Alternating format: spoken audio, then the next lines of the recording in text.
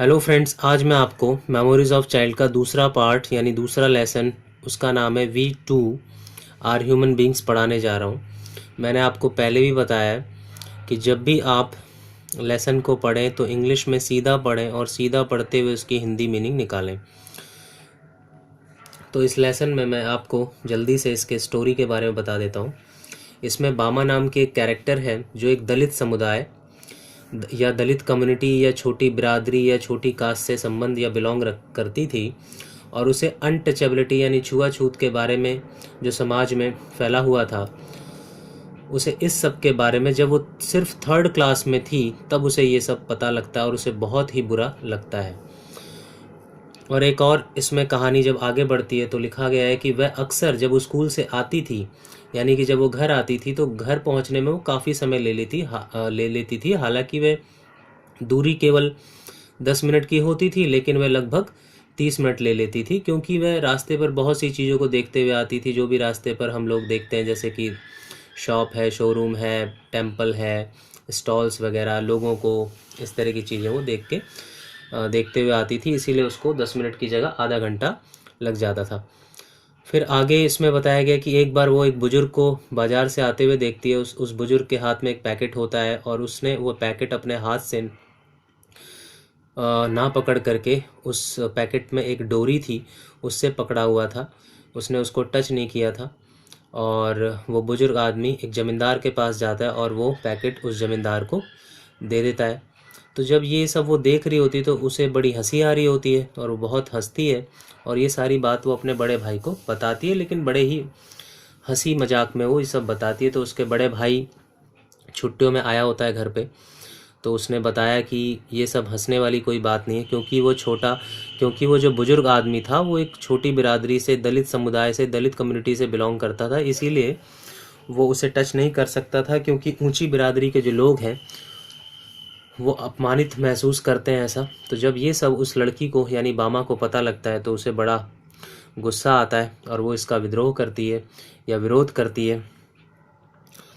और पर उसका भाई उसको समझाता है कि अगर वो पढ़ाई करे, मेहनत करे और सक्सेस हो, सफल हो, तो वो इन सब अपमानों को, इन सब तरह की ये जो बुराइयां हैं समाज में फैली, उनको वो हटा सकती है। और इन सब चीज़ों से फिर वो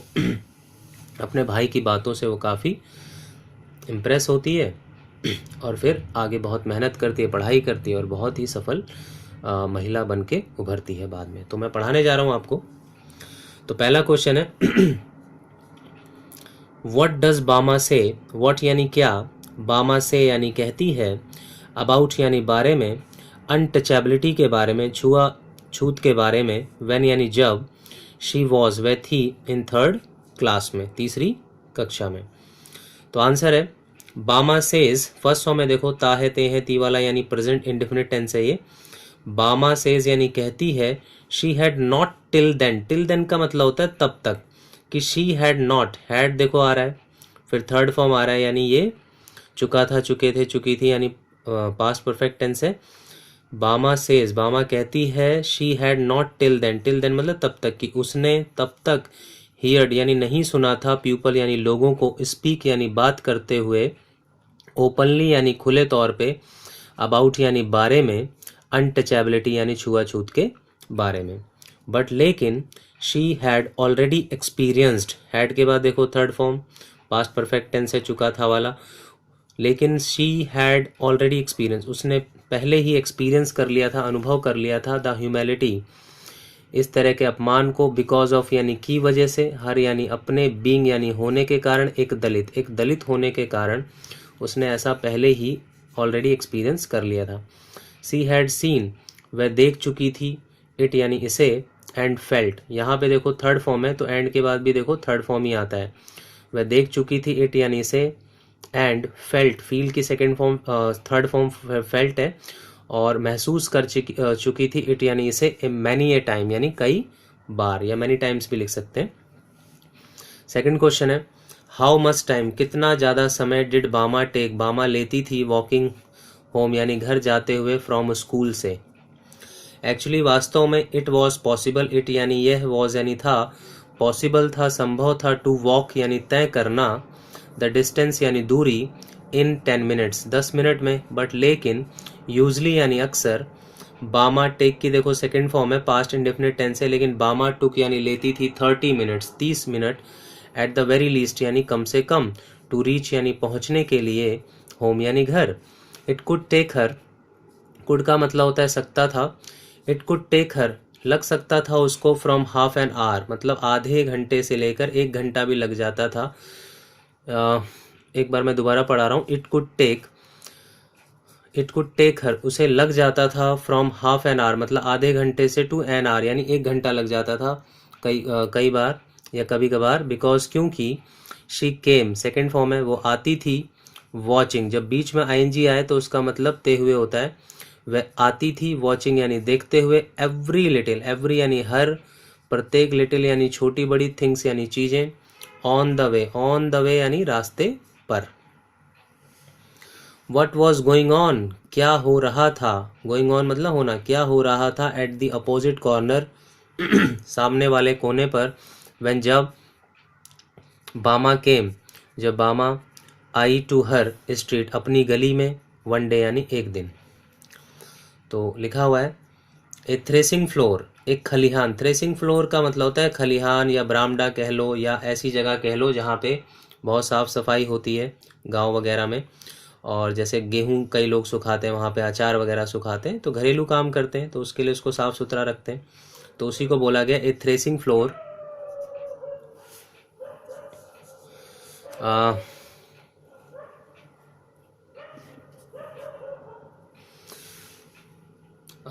एक बार मैं दोबारा पढ़ा रहा हूँ, वट वॉज गोइंग ऑन क्या हो रहा था, एट द अपोजिट कॉर्नर पर, विपरीत कॉर्नर यानी कोने पर, व्हेन जब बामा केम आई, टू हर स्ट्रीट अपनी गली में, वन डे एक दिन। तो आंसर ए थ्रेसिंग फ्लोर, एक खलिहान, had been setup, had been के बाद देखो सेटअप थर्ड फॉर्म है, ये पैसिव लाइन है कि थ्रेसिंग फ्लोर को यानी खलिहान को, हैड बीन सेटअप यानी लगाया गया था या स्थापित कर दिया गया था, देयर यानी वहाँ, सम पीपल यानी कुछ लोग, ऑफ यानी के, बामाज कम्युनिटी के, बामा के कम्युनिटी यानी बामा के समुदाय के, वर हार्ड एट वर्क, या आप लिख सकते हैं वर्किंग हार्ड भी लिख सकते हैं, वो मेहनत कर रहे थे, देवर ड्राइविंग वो हाँक रहे थे या वो घुमा रहे थे, कैटल यानी पशुओं को, राउंड एंड राउंड यानी चारों तरफ, इन पेयर्स यानी जोड़ों में, जैसे बैल होते हैं उनको जोड़े में ही हाँका जाता है, देवर ट्रीडिंग आउट, और वे ट्रीडिंग आउट मतलब कुचल रहे थे, द ग्रेन यानी अनाज को, फ्रॉम यानी से, द स्ट्रॉ। तो आप ये भी लिख सकते हैं कि दे वर सेपरेटिंग, यहाँ पे आप लिख सकते हैं सेपरेट होता है अलग करना, कि दे वर सेपरेटिंग वो अलग कर रहे थे, द ग्रेन यानी अनाज, फ्रॉम यानी से, द स्ट्रॉ यानी भूसे से, यानी कि वो गेहूं निकाल रहे थे। क्वेश्चन 4 है, वाई डिड बामा वॉन्ट क्यों बामा चाहती थी, टू लाफ यानी हंसना, ऑन सीइंग, ऑन यानी पर, सीइंग यानी देखने पर, एन एल्डर यानी बुजुर्ग को, ऑफ हर स्ट्रीट अपने गली के, क्योंकि उसने उस पैकेट को डोरी से पकड़ा हुआ था इसलिए वो हंसना चाह रही थी। द एल्डर यानी बुजुर्ग, वॉज कैरिंग, वॉज के बाद देखो आईएनजी है, पास्ट कॉन्टिन्यूस टेंस है, बुजुर्ग ले जा रहा था, ए स्मॉल पैकेट एक छोटा सा पैकेट, बाई यानी द्वारा, इट्स ए स्ट्रिंग इसकी, इट्स यानी इसकी, स्ट्रिंग यानी डोरी से, ही वॉज होल्डिंग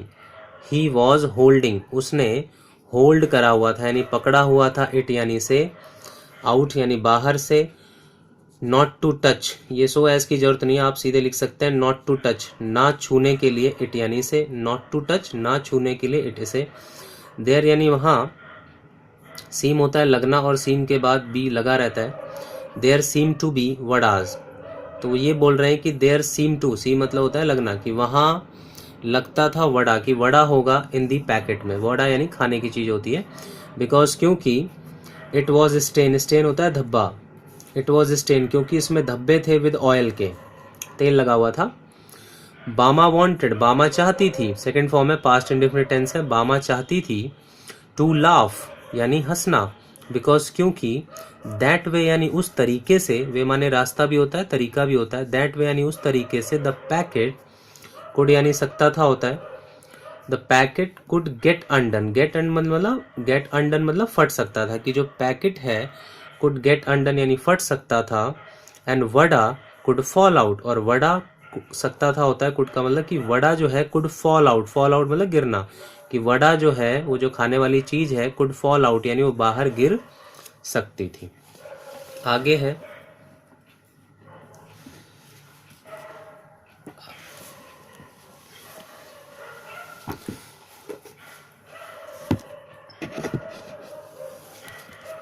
आगे पढ़ते हैं।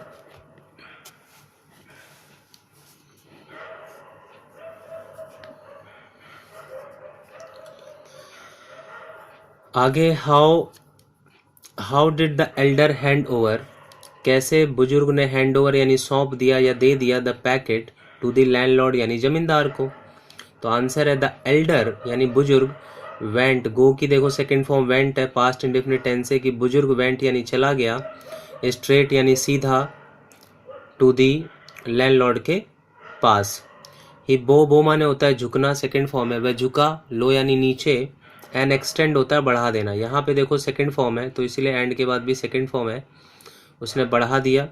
द पैकेट टूवर्ड्स यानी की तरफ, हिम यानी उसकी तरफ। ही कप होता है हाथ जोड़ लेना, उसने हाथ जोड़ के हैंड मतलब हाथ बना लिया। दैट हेल्ड, जो उसने हेल्ड, होल्ड की सेकेंड फॉर्म हेल्ड है, जो उसने, दैट, मैं दोबारा पढ़ रहा हूँ, ही कप्ड द हैंड मतलब उसने जोड़ दिया यानी हैंड को कटोरी जैसा बना दिया। दैट हेल्ड, जो उसने पकड़ा हुआ था स्ट्रिंग यानी डोरी, विद हिज अदर हैंड, दूसरे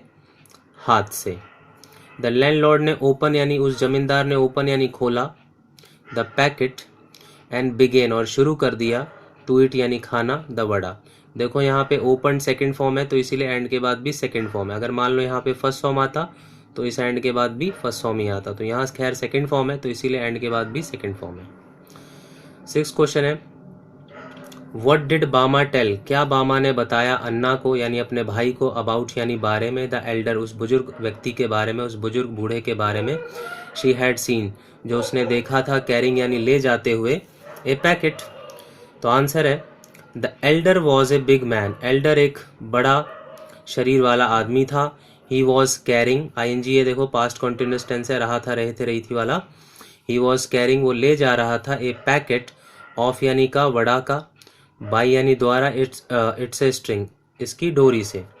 दैट वे उस तरीके से, द पैकेट कुड यानी सकता था, गेट अनडन यानी फट सकता था, एंड वड़ा और वड़ा कुड फॉल यानी वड़ा कुड फॉल यानी गिर सकते थे, आउट यानी बाहर। बामा ने थॉट, थिंक की सेकंड फॉर्म देखो थॉट है, बामा ने सोचा। द एल्डर लुक्ड कि जो बुजुर्ग है लुक्ड यानी दिखता था, फनी दिखता था, बड़ा हंसी वाला दिख रहा था, हंसी की तरह लग रहा था। कैरिंग जो ले जा रहा था, पैकेट, दैट वे यानी उस तरीके से। शी टोल्ड उसने बताया, पास्ट इंडेफिनिट टेंस है, सेकंड फॉर्म लगी हुई है, टेल की टोल्ड, उसने बताया हर ब्रदर अपने भाई को, द स्टोरी यानी कहानी,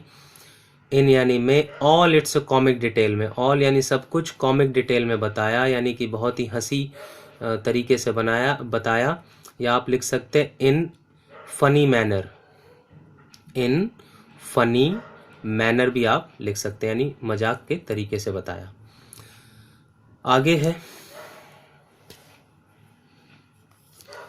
7th क्वेश्चन है, एक मिनट फ्रेंड्स, एक minute friends.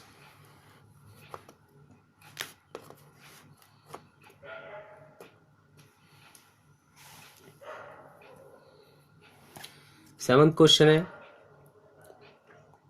How did Anna explain, कैसे अन्ना ने एक्सप्लेन किया, व्याख्या किया, बताया, टू बामा को, दैट की देयर वॉज नथिंग, देयर यानी वहाँ, वॉज यानी था, नथिंग यानी कुछ नहीं था, फनी यानी मजाक, अबाउट बारे में, द एल्डर उस बुजुर्ग के, कैरी यानी ले जाने के बारे में, the packet bye it's string इसकी डोरी से। तो आंसर है अन्ना ने टोल्ड यानी बताया बामा को, दैट यानी कि, द लैंडलॉर्ड यानी जमींदार, एंड हिज पीपल और उसके लोग, वर बिलीव्ड यानी वो विश्वास करते थे, टू बी वो विश्वास करते थे, टू बी यानी होने का, अपने को अपर कास्ट यानी ऊंची बिरादरी का वो मानते थे। The Dalits were not supposed to touch them, तो इसमें लिखा हुआ है the Dalits were not supposed to touch them, तो आप लिख सकते हैं the Dalits could not touch them, कि जो दलित हैं कुड नॉट यानी नहीं सकते थे, टच यानी छू सकते थे, देम यानी उन्हें, बाई यानी द्वारा, देयर टच उनके छूने के द्वारा, द अपर कास्ट पीपल ऊंची बिरादरी के लोग, थॉट यानी सोचते थे कि दे वर पॉल्यूटेड, कि वो पॉल्यूटेड हो जाएंगे, वो भ्रष्ट हो जाएंगे, वो गंदे हो जाएंगे। दैट वॉज वाई, इसलिए, द एल्डर यानी बुजुर्ग जो है, had to carry, had to का मतलब होता है ना पड़ता था, इसीलिए बुजुर्ग को कैरी यानी ले जाना पड़ता था, द पैकेट या ले जाना पड़ा, हैड टू का मतलब ना था या ना पड़ा भी होता है। दैट वॉज वाई, इसीलिए, the elder had to carry, elder को ले जाना पड़ा, द पैकेट बाय यानी द्वारा, इट्स अ स्ट्रिंग इसकी डोरी से। 8th क्वेश्चन है, हाउ डिड बामा फील, कैसा बामा ने फील किया, महसूस किया, व्हेन यानी जब, अन्ना टोल्ड हर, जब अन्ना ने बताया उसे, वाई यानी क्यों, the elder had to carry, क्यों एल्डर को ले जाना पड़ा, द पैकेट बाय यानी द्वारा, इट्स ए स्ट्रिंग इसकी डोरी से। तो आंसर है बामा फील की, देखो सेकेंड फॉर्म फेल्ट है, पास्ट इंडिफिनिट टेंस है, ताथा ते थे ती थी जिसकी पहचान होती है। बामा ने महसूस किया, वेरी एंग्री बहुत ही गुस्सा, शी सॉ उसने, वो देखती थी, सॉ मीन्स देखना, सेकंड फॉर्म है, पास्ट इंडिफिनिट टेंस है, वह देखती थी, नो रीज़न वो कोई कारण नहीं देखती थी, कोई रीज़न नहीं समझती थी, वाई क्यों, एन इम्पॉर्टेंट एल्डर्स क्यों एक महत्वपूर्ण एल्डर्स यानी बुजुर्ग, या उनका इम्पॉर्टेंट एल्डर उनका एक महत्वपूर्ण एल्डर या बहुत ही प्रमुख एल्डर बुजुर्ग, ऑफ देयर्स उनका यानी उनके समुदाय का, हैड टू एक्ट उसको काम करना पड़ा, इन सच ए स्लैविश मैनर, इन सच ए यानी इस तरह के, स्लैविश मैनर इस तरह के, स्लैविश यानी दास जैसे, गुलाम जैसे तरीके से उसे क्यों काम करना पड़ा, एक्ट मतलब काम करना, बिफोर यानी के सामने, द लैंडलॉर्ड के सामने, द जमींदार के सामने, सी सैड उसने कहा,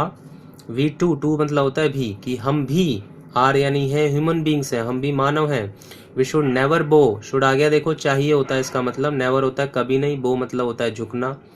कि वी यानी हमें, शुड नेवर बो कि हमें कभी नहीं, बो यानी झुकना चाहिए, लो यानी नीचे, बिफोर यानी के सामने, दीज फेलोज इन लोगों के सामने, फेलोज यानी लोग यहाँ पे मतलब है। वी शुड वर्क, शुड आ गया देखो दोबारा चाहिए मतलब होता है कि हम, वी शुड वर्क हमें काम करना चाहिए, इन देयर फील्ड्स उनके खेतों में, टेक यानी ले जानी चाहिए, होम यानी घर, आवर वेजेस यानी अपनी मजदूरी, एंड लीव और छोड़ देना चाहिए, इट एट दैट मतलब और बाकी की जो टेंशन होती है और जो बाकी की फालतू चीज़ें होती हैं उनको वहीं पर हमें छोड़ देना चाहिए, मतलब हमें काम करना चाहिए, उनके खेतों में अपनी मजदूरी लेनी चाहिए, और बाकी की जो टेंशन होती है, बाकी की जो छोटी बड़े वाली बातें होती हैं, इन सबको वहीं पर हमें छोड़कर आना चाहिए। तो आशा करता हूँ आपको ये चैप्टर समझ में आ गया होगा, और यही इसमें मेन क्वेश्चन है, आप इन्हीं को पढ़ें, बाकी तो सब थोड़ा बहुत वो क्वेश्चन को पूछने का जो उनका तरीका है वो घुमा सकते हैं, बट क्वेश्चन मिला जुला के यही होते हैं, क्योंकि ये भी छोटा ही चैप्टर है। तो मैं आशा करता हूँ कि आपको ये समझ में आया होगा। Okay friends, bye.